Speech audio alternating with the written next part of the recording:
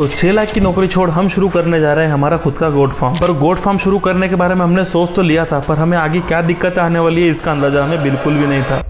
तो मैं हूँ राज और ये है मेरे प्रदीप भैया। तो 1 साल पहले हमारे दिमाग में एक ख्याल आया कि क्यों ना गोट फार्म की शुरुआत की जाए। पर यह ख्याल 1 साल तक सिर्फ हमारे दिमाग में ही था। पर फिर हम दोनों साथ में बैठकर सोचते हैं कि अब इस ख्याल को दिमाग से निकालकर हमारी असल जिंदगी में लाना ही होगा। अब हमने गोट फार्म शुरू करने के बारे में सोच तो लिया है, पर आगे हम क्या करने वाले हैं वो आपको पता चलेगा पार्ट 2 में, क्योंकि ये है पार्ट 1 हमारे गोट फार्म शुरू करने का। और इस सीरीज में हम गोट फार्म शुरू करने के लिए ए से लेकर जेड तक क्या प्रोसेस करने वाले हैं वो सारी चीजें हम वीडियो के जरिए आपको बताएंगे। तो उसके लिए आपको वीडियो को लाइक करके हमें फॉलो जरूर से कर लेना है।